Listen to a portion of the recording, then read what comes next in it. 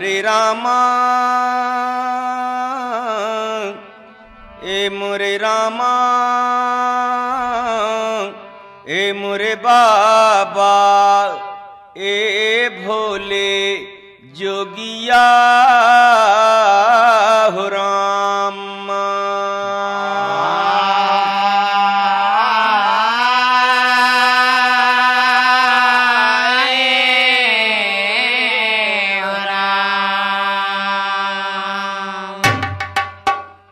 शिव के शादी का दस्तान जो कोई सुनता लगा के ध्यान, ओकर सुखी खुशी में रहता है परिवार।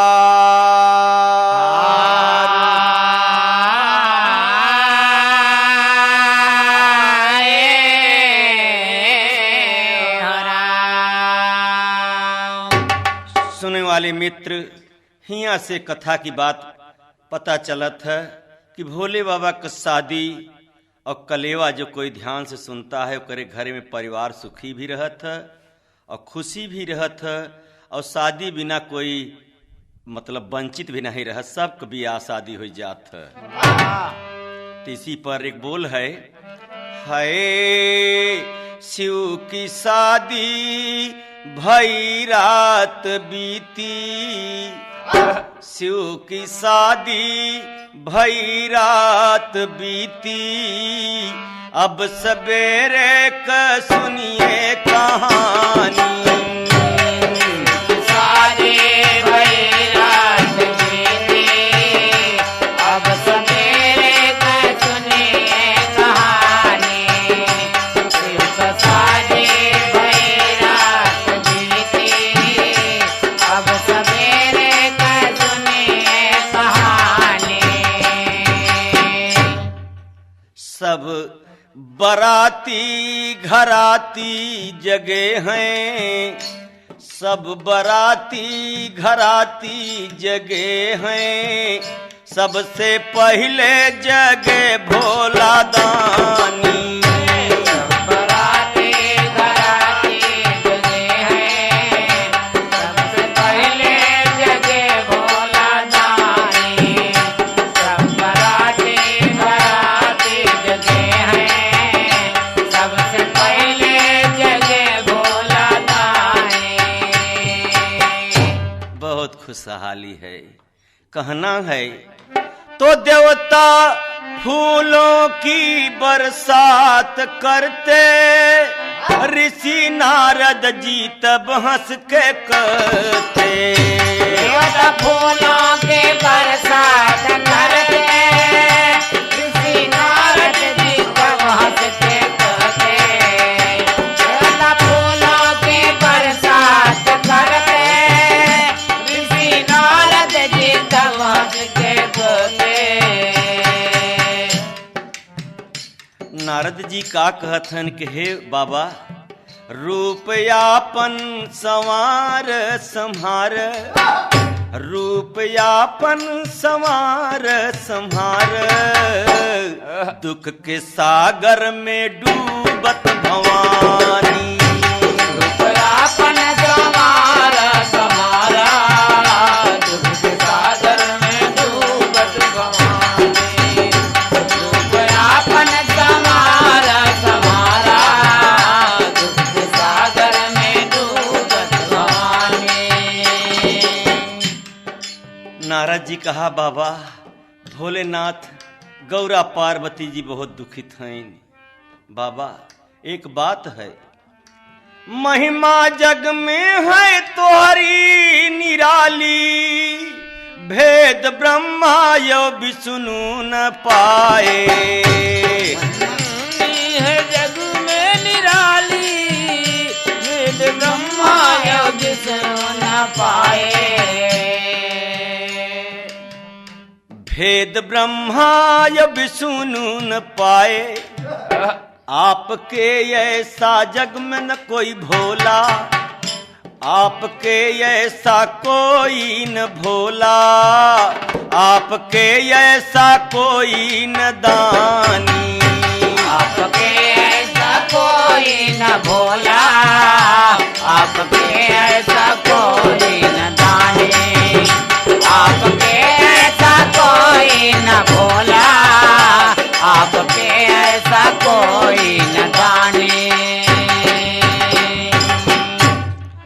आपके ऐसा कोई न भोला, आपके ऐसा कोई न दानी। बाबा ओहर राजा हिमांचल बुलवाए, भोले चल के अब कर लो कलेवा। और राजा हिमांचल बुलवाए, भोला चल के जब करे कलेवा। और राजा हिमांचल बुलवाए, भोला चल के अब करे कलेवा। शिव करने तैयारी लगे हैं, शिव करने तैयारी लगे हैं, बाजा अनहद बाजे तूफानी। करने तैयारी लगे हैं, बाजा अनहद तूफानी। करने तैयारी लगे हैं, बाजा अनहद तूफानी। सब बराती घराती जगे हैं, सबसे पहले जगे भोला दानी।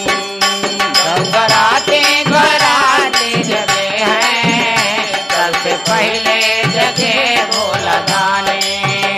सब बराते जगे हैं, सबसे पहले जगे भोला दानी।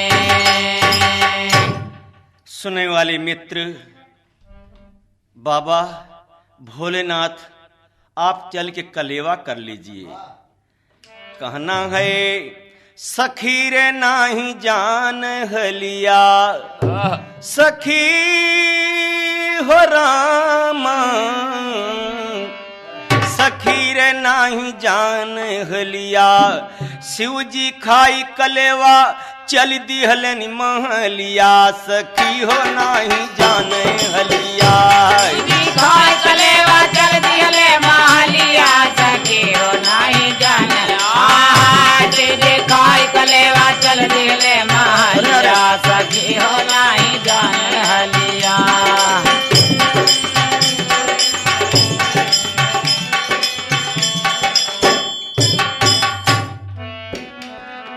सुनने वाले दोस्त, भोले बाबा का हाल चाल पूरा उनके आदि अंत देवता थे, कोई समझ नहीं पाया। तो इसी में टेरी का बोल है, कोई नहीं समझा।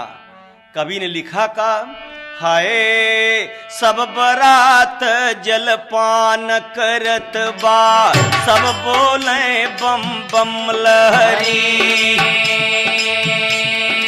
सब बोले बम बम लहरी। परदा पर शिव तैयार भैलेन, शुक्र शनिचर दोपहरी। डिमक डिमक डमरू डिमकावत, पहुँचे हिमांचल की बखरी। परधा पर से ससुर उतार, सास लियाई गई भीतरी। परधा पर से ससुर उतार, सास लियाई गई भीतरी। परधा पर से ससुर उतार, सास लियाई गई भीतरी। भोले बाबा बैल की सवारी के है, जब दरवाजे पर पहुंचत हैं तो उनके ससुर पर्दा पर से उतारें और सास गोसाई हाथ पकड़ के दुल्हा के भीतर लिया जात हैं। तो सखी सब देखें घुघुट उघारी, सखी सब देखें घुघुट उघारी, और लगे क्यों जाए न डर के मारे। अरे मैं ना देखी के रोवा दमाद का सकलिया, सखी हो नहीं जान हलिया। दमाद कैसा कलिया, सखी हो नहीं जान। मैं देख दमाद कैसा कलिया, सखी हो नहीं जान हलिया।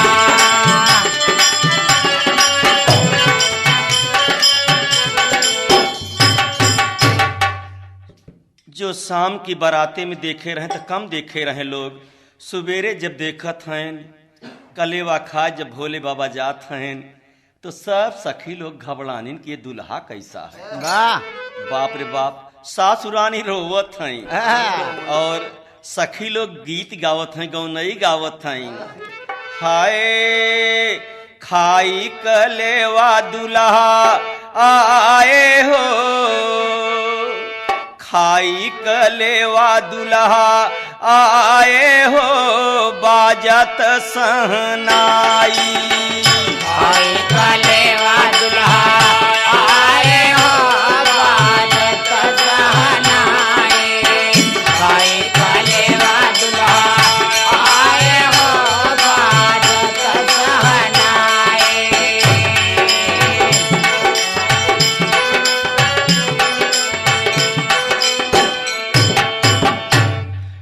अरे खाई कलेवा दुल्हा आए हो, बाजत सहनाई। ए भैया सखिया सब सखी सब हंसिए उड़ाए हो, बाजत सहनाई। सब साया उड़ाए हो, बाजत सहनाई। सखिया सब हंसिया उड़ाए हो, बाजत सहनाई।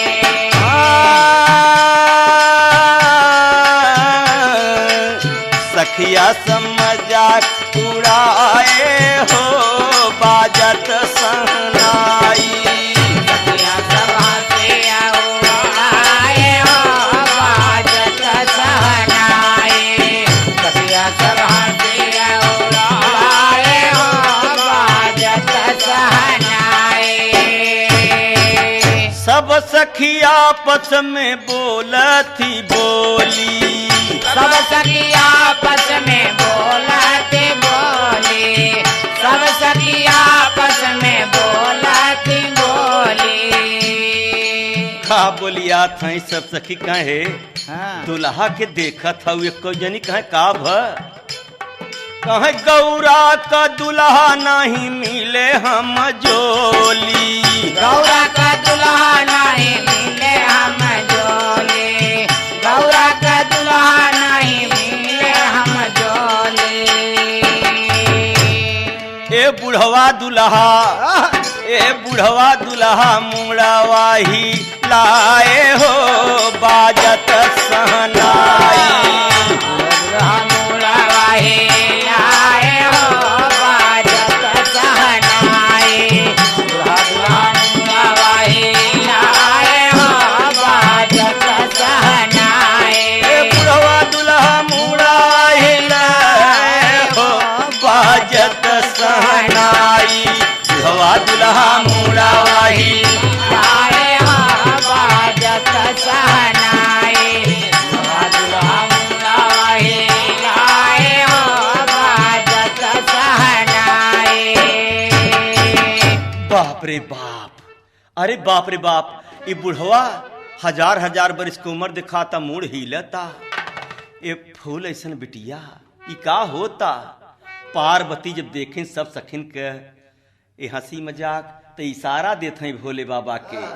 पार्वती भीतरी से इशारा में निहारी, तोहरे सकल पर नाथ भड़कत नर नारी। तोरे सकल पे नाथ भड़कत नर नारी।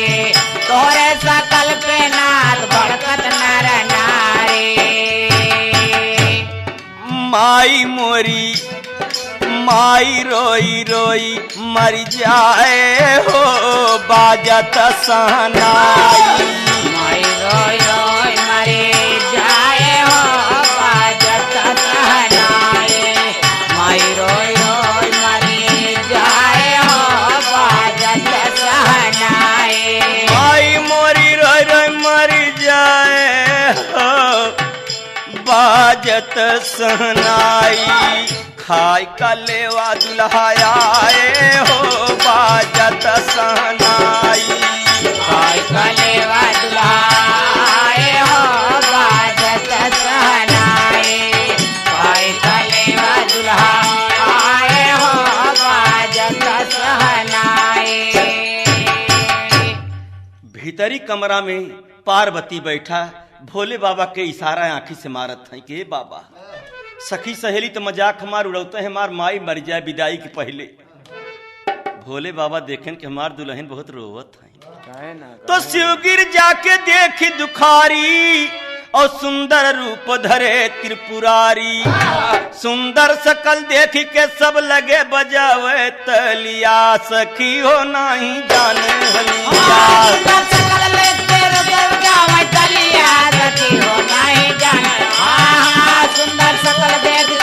बजावे चलिया, सखी हो नहीं जाने हलिया। कलेवा चल दिए महलिया, सखी हो नहीं जाने हलिया। कलेवा चल दिए महलिया, सखी हो नहीं जाने। कलेवा चल दिए महलिया, सखी हो नहीं जाने हलिया। अरे हाँ, जब भोले बाबा अपन सुंदर रूप बनाए और सांप बिच्छू उच्छू सब झोरा में भल ले और मुंडमाला निकाल दे गले में से मृगछाला राखी पाती जब पहुंच के बैठे तो सब बड़ा खुशी हो के ताली बजावत हैं, बारे भोले बाबा दुल्हा। अब सास गोसाई खियावे चाहते हैं, परंपरा गीत गारी लोग गीत। कलेवा खात की बाराती हो दुल्हा हो, जब खाए लागत है तो गारी बहुत अच्छी लगबो करत, गारी और देसी घी को सोहारी बराबर होता। कहना है ऊंचे आसनवा पर बैठे हैं दुल्हे रामा, ऊंचे आसनवा पर बैठे हैं दुल्हे रामा, ऊंचे आसनवा पे बैठे हैं दुल्हे रामा। सासुर सूरत निहारी हो, जिया जिया हो लला। सूरत निहारी हो, जिया जिया हो लला। सासुर सूरत निहारी हो, जिया जिया हो लला। सास मैना रानी घबरात है, रह रही दुल्हा को मुँह देखत है कि अब तो नहीं कुछ मतलब जानवर उनवर ले हैं। हाँ। सोने के थारी सासू भोजन लिया वही हो, सोने के थारी सासू भोजन ले आवै हो, सोने की थारी सासू भोजन लिया आवै हो। दाल भात फल फरहरी हो, जिया जिया हो लला। दाल भात फल फलहारी हो, जिया जिया हो लला। दाल भात फल फलहारी हो, जिया जिया हो लला। पूरी कचौरी छू के मन है न भावई हो, पूरी कचौरी छू के मन है न भावई हो, पूरी कचौरी छू के मन है न भावई हो। मेवा मिठान शिव के मन है न भावई हो, मेवा मिठान छू के मन है न भावई हो, मेवा मिठान छू के मन है न भावई हो। अरे बगली हटावई लगे थारी हो, जिया जिया हो लला। बगली हटावई लगे सारे हो, जिया जिया हो लला। बगली हटावई लगे सारी हो, जिया जिया हो लला। सासू गोसाई अपने हाथे से खियावई हो, सासू गोसाई अपने हाथ से खियावई हो, सासू गोसाई अपने हाथ से खियावई हो। ओ हर सखिया सब गावत हई गारी हो, जिया जिया पाहुना। सखिया सब गावत हई गारी हो, जिया जिया हो लमा। सखिया सब गावत हई गारी हो, जिया जिया पाहुना। आप लोग तो समझदार हैं, जानकार हैं। जौने समय में सास गोसाई मैना जी अपने हाथे से भोले बाबा के भोग लगावत हैं, उस समय में सखी सब मस्ती में गीत गौनई गारी गावत हैं। गारी के माध्यम से कहत का है दुल्हा के कि फुआ तोहार नहीं कजरा लगाइन हो, फुआ तोहार नहीं गजरा लगाइन हो, फुआ तो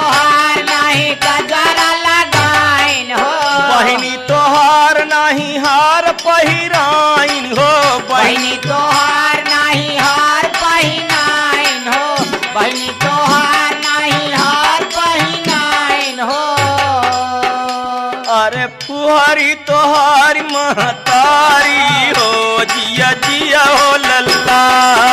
हरि तोहार महतारी हो जिया जिया हो लला। हरि तोहार महतारी हो जिया जिया हो लला। जिया हो लल्ला जिया जिया हो लल्ला। अरे कैसन तोहार महतारी हो जिया जिया हो लल्ला। कैसन तोहार महतारी हो जिया जिया हो लला।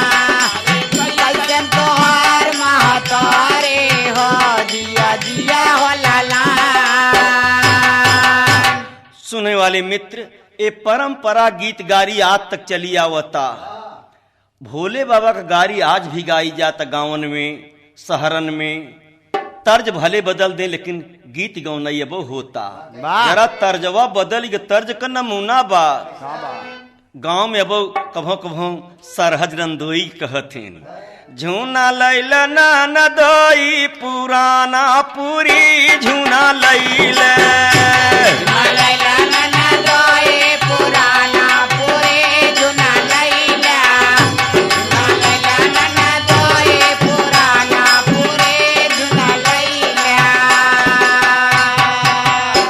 अपने गारी के गीत में बड़ा मसाला भरे रहती औरतन। कहत हैं नंदोई से कि सजिन जान झूना पुराना झूना के तरे तरे 900 जवान झूना लैले। झूना लैले मर्रे राजा पुराना पूरी रे झूना लैले।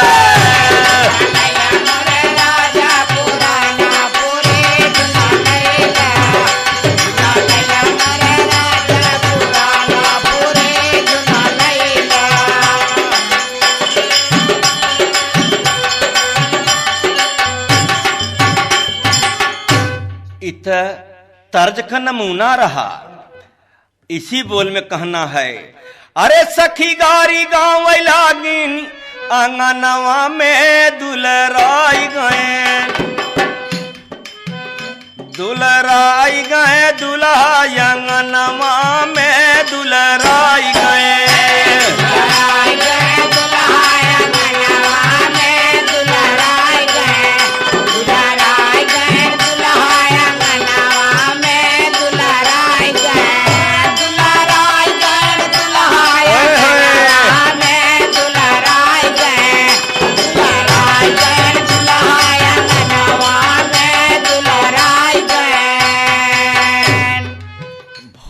ऐसा दुल्हा के जब लोग कहत हैं। और आजकल के दुल्हा तो बहुत कहा जात ले, देखे ला न सुने ला, तब से बुलेट मांगे लागे, तब से स्कूटर मांगे लागे। बताओ पता नहीं घरे का पोजीशन इनके बा, मारुति कार हेरत हैं। आजकल ही बात चलता, लेकिन भोले बाबा कतौ से मांग नहीं कहे सखी। लेकिन मस्ती में उनका रंग ढंग देख के, बाराती का रंग ढंग देख के बड़ा हुरदंगई से गावत था। कहना है सखी एक करई लगी हुरदंग, सखी एक करई लगी हुरदंग, तू तो बाटे बड़ा बेढंग, खाते धतूरा यौ भंग, हरदम नशा में रहत तंग, काबू में नाही बयंग, तोरे जटा बीच में गंग, भूत प्रेतन का बसंग, तू तो बाटे जबर जंग, ऋषि आई गए, ऋषि आई गए।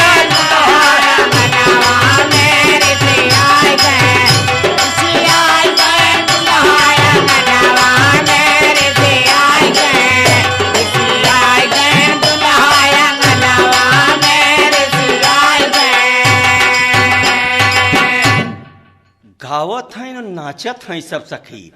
भोले बाबा मस्त हैं।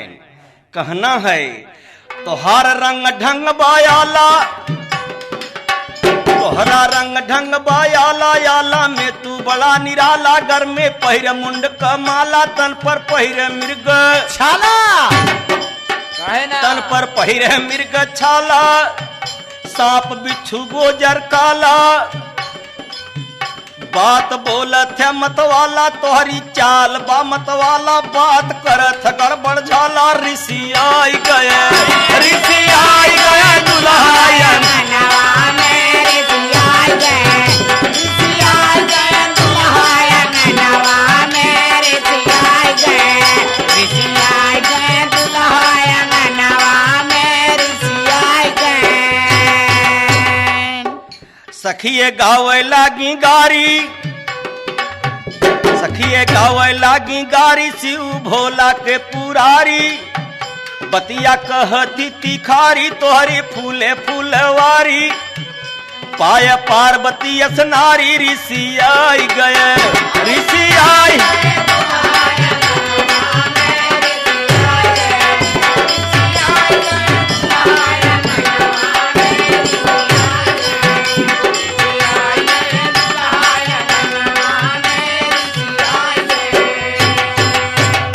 सखी हुरदंग मचाए हैं गीत गौनई गावत हैं इतने में झोला में जो सांप ले रहे हैं भोले बाबा बगली से एकठी निकल के फन काट के खड़ा भा तो शिव झोला से निकला सांप शिव झोला से निकला सांप और सखी ये देखत गईली कहीं अपन रूप संवार तो है से लेके छलिया सखियो नहीं जाने हलिया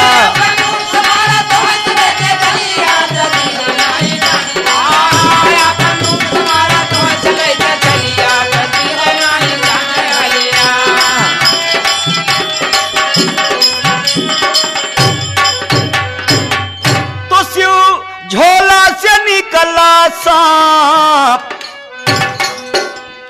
सखिए देखी के गईली का रामा रामा ये रे हो मोरे रामा अपन रूप संवार संहार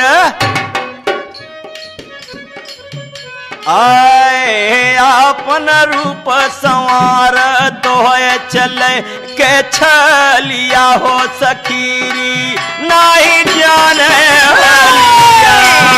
अपन रूप संवारा तो चले के छलिया हो सकेला नहीं जाने हलिया अपन रूप संवारा तो चले के छलिया हो सकेला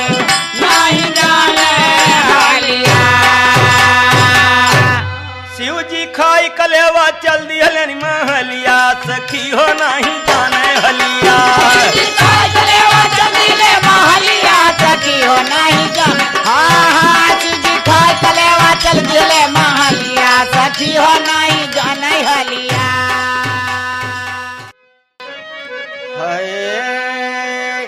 गीत गौनई गारी होई के सब कुछ होई के विदाई होता विदाई में सब सखी सहेली सब दुखित हैं एक तर्ज का नमूना बा तर्ज का नमूना यह बा कि आदमपुर में लागल बा बजरिया न हो हीरा रतन बिका आदमपुर में लागल बा बजरिया न हो हीरा रतन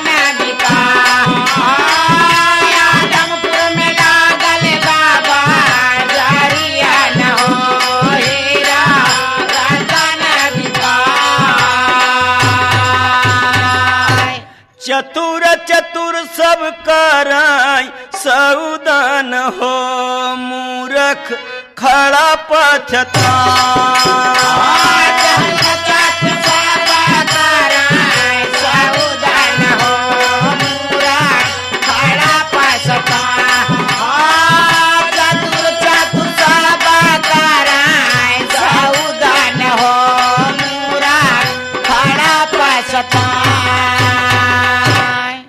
सुने वाले मित्र जब पार्वती के विदाई होता तो सब रोवत हैं सखी लोग बतियात कहाँ हैं गौरा के पास गौरा के सजावई सब गुजरिया न हो जाबू पियवा के दे गौरा के सजावई सब गुजरिया न हो जाबू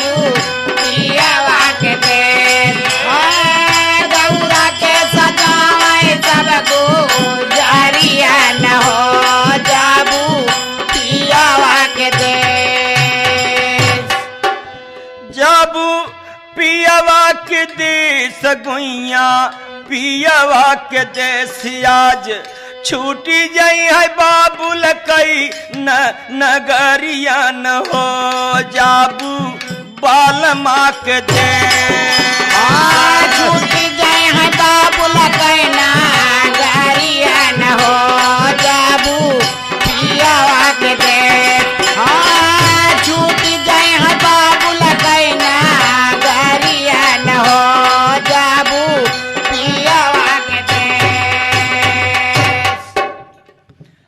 सब सखी गौरा के सजा के सजाव करैया भरनवा अंग अंग पोरे पोरे लसथी गहनवा पोरे पोरे लसथी गहनवा पोरे पोरे लसथी गहनवा पहिराव लाल की चुनरिया न रे जाबू बल माँ के दे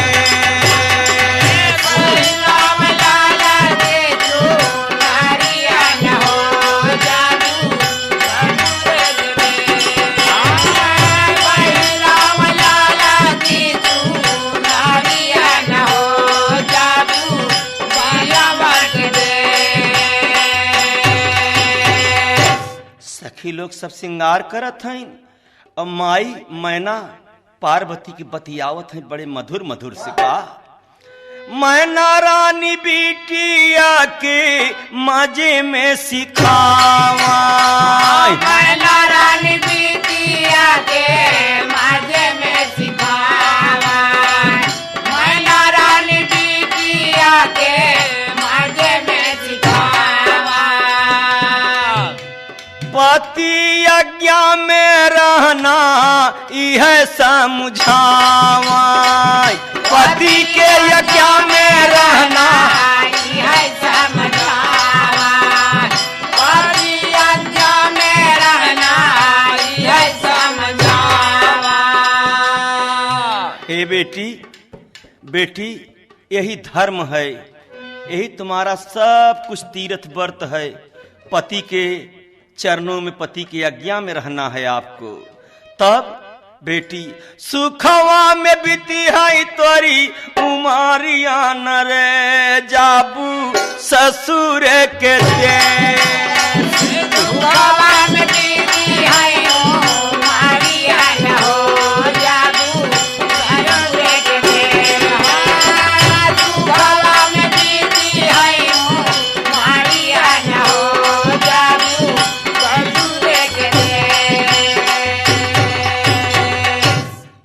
पति के आज्ञा में रहबू पति के व्यवहार प्यार में रहबू सब कुछ तीरथ व्रत सब पति होता सुख में बीते जीवन होत का बा सब सखी मिलके पार्वती के पालकी में बैठा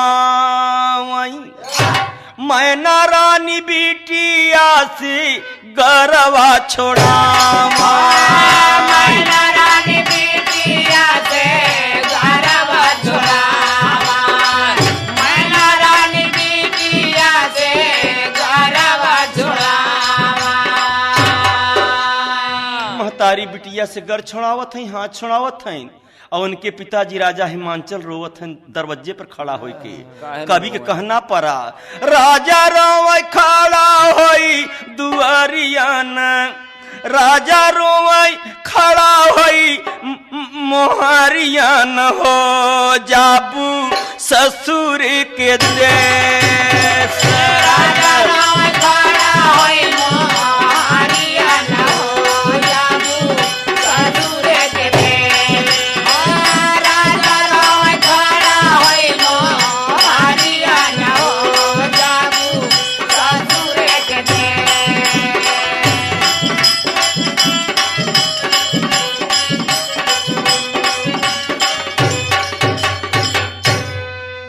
एक गीत से पता चलत है कि बेटी के विदाई में रोवाई बाप यो बिरानावा बेटी के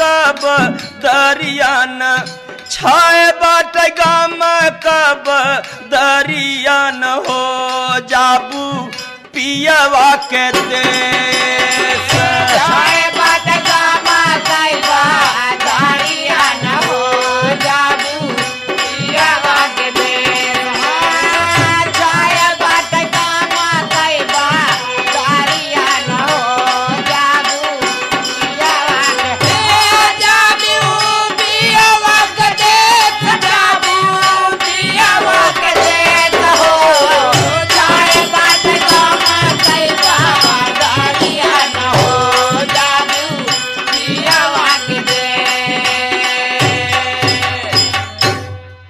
सुने वाले मित्र, आज भी लड़की के विदाई में गांव देश जे जहाँ रहत तहाँ रोवे लागत है।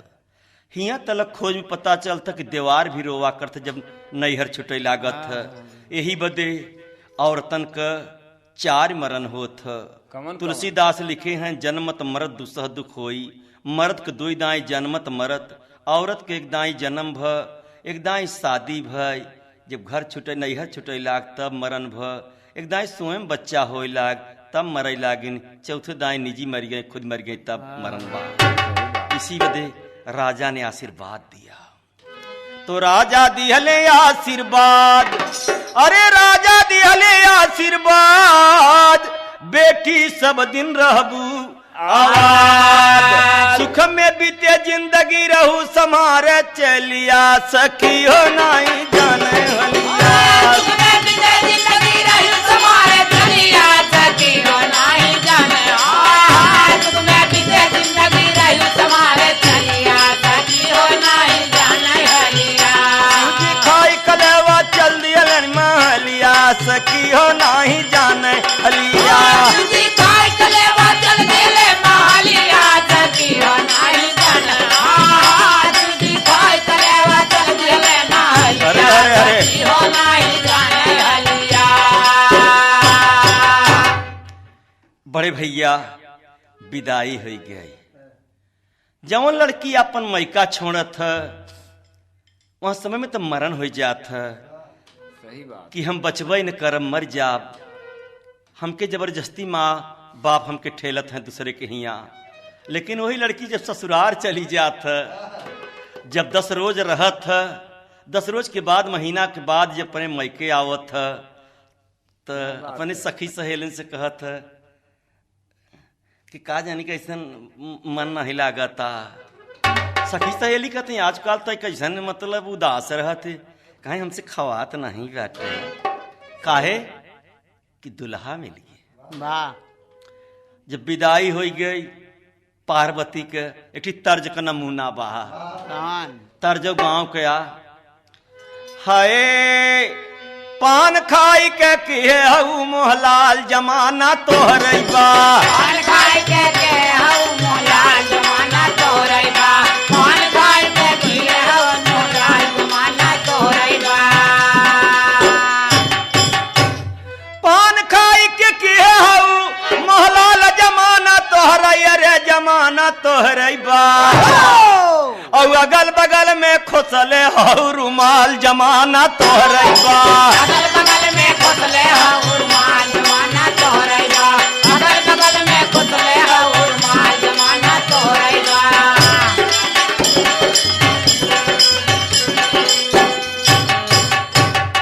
भैया ये तो नमूना रहा तर्ज का। वाह। नमूना समझत ही न गांव के लोग तो ज्यादा समझ लेते, इसलिए कि फागुन में और माघई में मटर चले लागत कहती हरियर का नमूना लिया बनाई आज। क्या बात है। तो ये लोग गीत का नमूना है। तो कहना इसी बोल में है, भाई विदाई गौरा गई ससुरार दुनिया जानत। भाई विदाई गौरा गई ससुराल दुनिया जाना था। भाई विदाई गौरा गई ससुराल दुनिया जाना था। भाई विदाई गौरा गई ससुरार दुनिया जाना, अरे हो दुनिया जानत। भोले जी के नहीं रहा घर द्वार दुनिया जानत। भोले जी के नहीं रहा घर द्वार दुनिया जाना था। भोले जी के नहीं रहा घर द्वार दुनिया जाना था।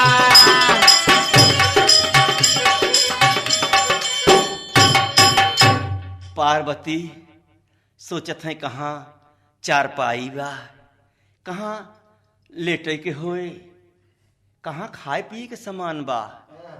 भोले बाबा के कुछ तरह नहीं।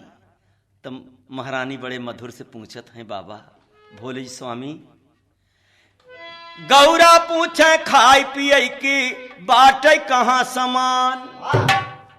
पार्वती का खाए पिए की स्वामी बाटे कहाँ सामान। शिव जी बोले कुछ न हमारे नाही मोरे मकान दुनिया जानत। और पर्वत ऊपर जीवन बीतत हमार दुनिया जानत। पर्वत ऊपर बीतत जीवन हमार दुनिया जानत। पर्वत ऊपर बीतत जीवन हमार दुनिया जानत। पर्वत ऊपर बीतत जीवन हमार दुनिया हो। पर्वत ऊपर बीतत जीवन हमार दुनिया जानत। दुनिया जानत। दुनिया जानत। पर्वत ऊपर बीतत जीवन हमार दुनिया जानत। पर्वत ऊपर बीतत जीवन हमार दुनिया जानत।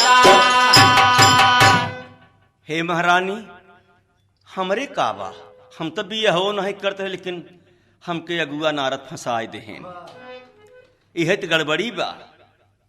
पार्वती कहत है स्वामी आप तो जाननहार है, मालिक है, औरत के लिए सोना और खाना तो एकांत चाहे। सही बात। नारी का खाना या सोना एकांत चाहे स्वामी। नारी का खाना है सोना एकांत चाहे स्वामी। नारी का खाना है सोना एकांत चाहे स्वामी। हाँ महाराज आप तो जानकार हैं, औरत के लिए खाए की जरूरी आड़ चाहत है, सोवयु के लिए लेटे के लिए आड़ चाहत है। नारी का खाना और सोना एकांत चाहे स्वामी। तोहरे तक कुछ है नहीं, लेकिन बड़ा थे बड़का नामी दुनिया जानत। तोहरे संग जीवन भवा बेकार दुनिया जानत। तोहरे संग जीवन भवा बेकार दुनिया जानत। तोहरे संग जीवन भवा बेकार दुनिया जानत। तोहरे संग जीवन भवा बेकार दुनिया जानत। तोहरे संग जीवन भवा बेकार दुनिया जानत। दुनिया जानत। दुनिया जानत। तोहरे संग जीवन भवा बेकार दुनिया जानत। तोहरे संग जीवन भवा बेकार दुनिया जानत। बाप रे बाप कैसे भी ते महाराज। महारानी नाराज हैं, कहत हैं इतने में 12-1 बजे तक रात पानी बरसे नहीं तो बरसे कितना। कहे बाप रे बाप, एक चिड़ई होत है, एक जानवर होत है, वह खोथा लगाए रहत है, और तू इतना बड़ा महान देवता बन के कुछ न बने। कहत हैं पार्वती की तो रात भयावन डरिया लागे, अब गिरजा बैठी शिव के आगे। शरीर कांपी जाता, भीगी थई, पानी बरसत, बेजोड़ बरसता, बिजली चमकता, पार्वती घबराहट में आई। तो राति भयावन में डर लागे, अब गिरजा कांपे शिव के आगे। अरे पानी बरसई गौरा बैठी ओरी कसलिया, सखी हो नहीं जाने हलिया।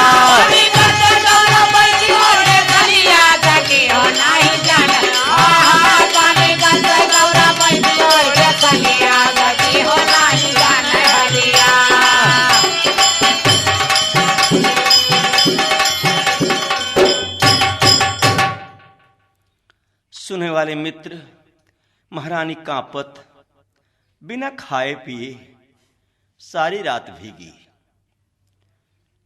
एक साल ओढ़ के बैठी रह गई।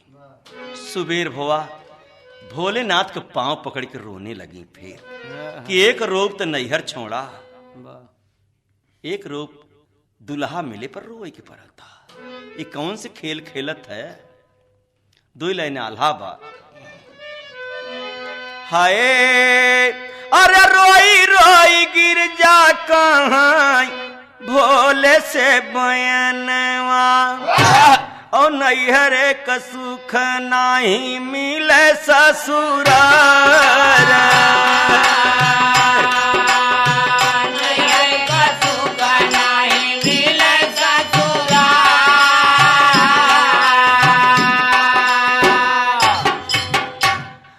और रहे बदे स्वामी एक मकान बनवाव और बिना सोए रात बीत गई होइगा भिन सा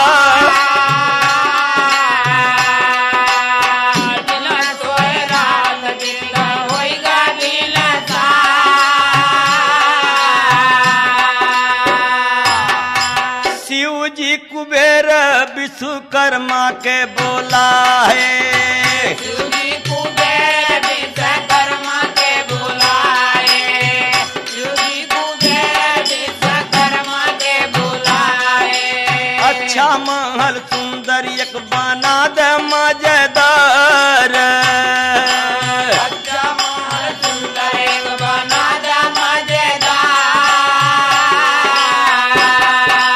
विश्वकर्मा सारा इंतजाम कर लिहलनी विश्वकर्मा सारा इंतजाम कर लिहले विश्वकर्मा सारा इंतजाम कर लिहले मछली के हड्डिया पर नींव दिहले डर मछली के हड्डिया पर नींव दिहले बनिया में सोने का मकनवा बनवा है पनिया में सोने का मकनवा बनवा है पनिया में सोने का मकनवा बनवा है लंका नाम पर लोग जाने संसार अरे लंका नाम पर लोग जाने संसार भोला बाबा गौरा जी से बोले मधुरी बनिया भोला बाबा गौरा जी से बोले मधुरी बनिया भोला बाबा गौरा जी से बोले मधुरी बनिया चली के तू गिरजा रानी कर अब बिहार अरे चले के तो गिरजा रानी करायब बिहार पार्वती बोली पहले हान करवावा पार्वती बोली पहले हवन करवावा पार्वती बोली पहले हवन करवावा अच्छा ब्राह्मण खोज के बोला ले जानकार अरे अच्छा ब्राह्मण खोज के बोला ला जानकार रावण अच्छा सोचे भैया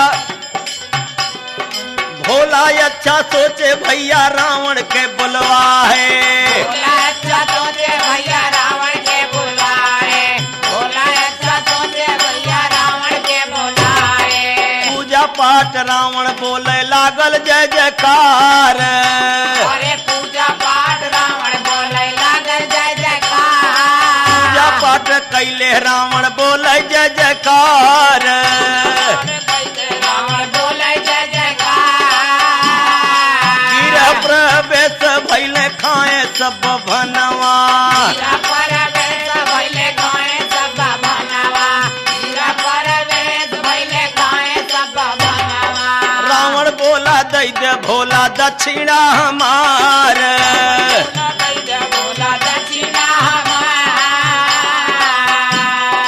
भोले बोले दक्षिणा में कौन चीज ले गए बोले बोले दक्षिणा में कवन के ले जा बोले बोले दक्षिणा में कवन के ले जा सोना चांदी धन दौलत हमरे अपरंपार अरे सोना चांदी धन दौलत हमरे अपरंपार रावण बोला दई न देता नौकाई मकानवा रावण बोला दैना देता नौकाई मकानवा रावण बोला दैना देता नौकाई मकानवा भोला बाबा दुखित होई के कैले स्वीकार बाबा दुखित होई के कैले स्वीकार अरे भोला बाबा दुखित होई के कैले स्वीकार अरे भोला बाबा दुखित होके कैले स्वीकार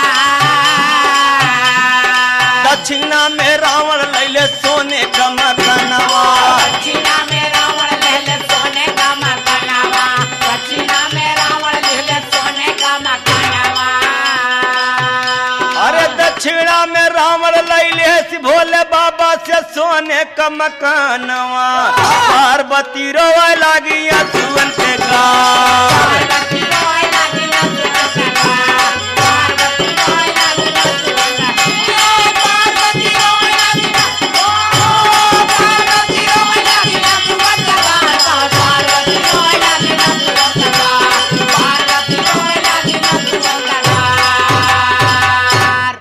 महारानी कहें बाप रे बाप, इतना दिना में एक ही मकान बना।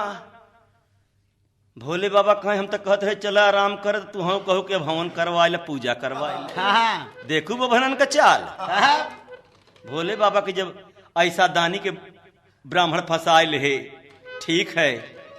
महारानी कहें बस हमके जाया दे। तो बोली गुस्सा में महारानी, तोहरे संगे बा परेशानी। अरे हम जावा नहीं हर जो तुम्हारी सहेलिया, सखी हो नहीं जाने हलिया।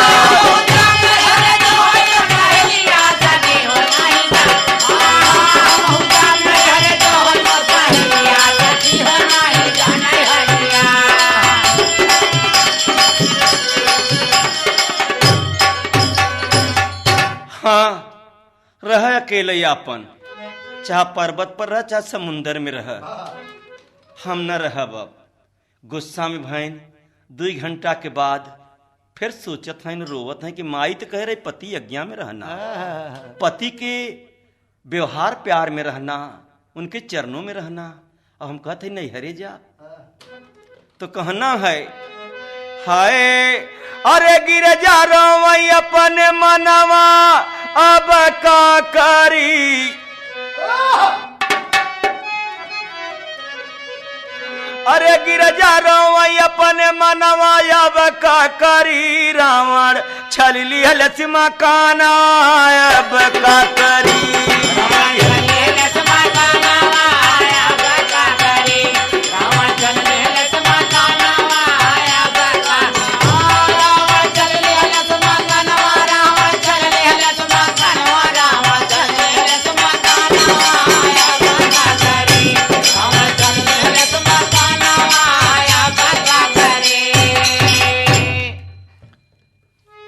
माई वाली बात सुधियावता। माँ तो कहे रहेन कि पति आज्ञा में जीना मरना, सिखे रही महतारी। पति आज्ञा में जीना मरना, सिखे हई महतारी। अरे पति का संग छोड़ के जाबे दुनिया दे गारी, सखिया मरी है सब में आना, अब का करी।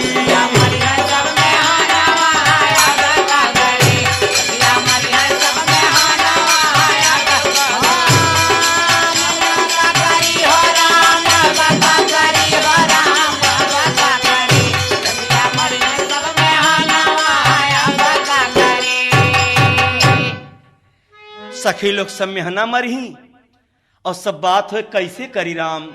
तो कहना है न जा, तो ढेर दिना बीता विचरत घूमत, काशी में पहुंचे दोनों परानी। एक काशी नगरी भोले बाबा की नगरी मानी जात है। ढेर दिना बीता विचरत विचरत पहुंचे काशी जी में दोनों परानी। उही समय में पार्वती का भैया आए, खुशी भय महारानी, तब से पैदा भैले एक लाला नवा, अब का करी।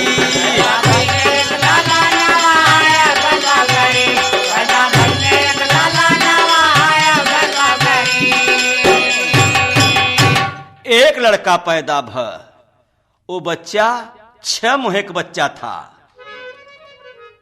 सुने वाले मित्र, उन्हीं समय में काशी जी में भोले बाबा का सार पहुंच गए, तब से एक बच्चा पैदा 6 महीने का। बच्चे का नाम का रहा कार्तिक नाम पर, बच्चे कर ऐसे लिखत पुराण।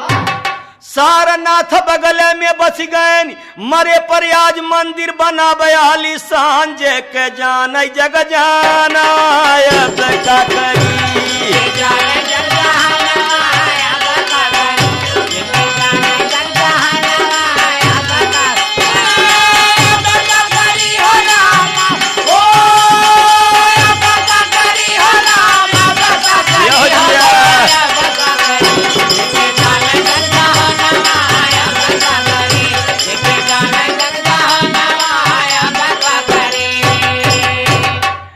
तो भोला आजू आजू रानिया के जान में ललनावा कार्तिक नाम जानई हो।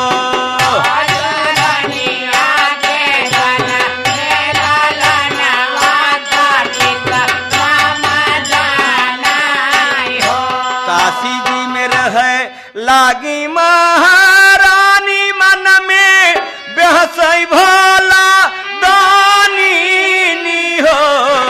अरे रनिया मजे मजे झुलुआ के लावई हरि के गुण गावई हो।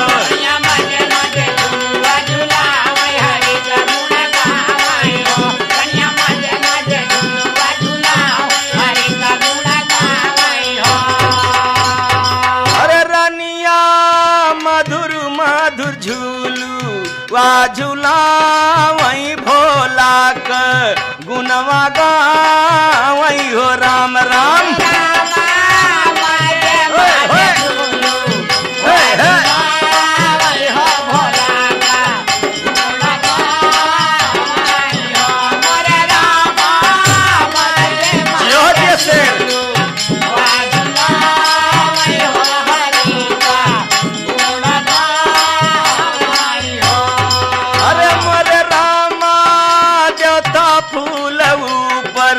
बरसावई ऋषि जय जय कार गावई सब गुजरिया मंगल गावई हो। राम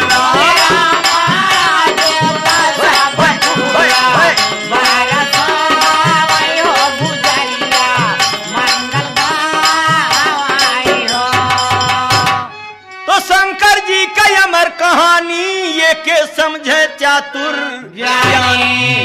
अरे राम कैलाश सतगुरु बिना खिले न कलिया सखी हो नहीं जाने हलिया।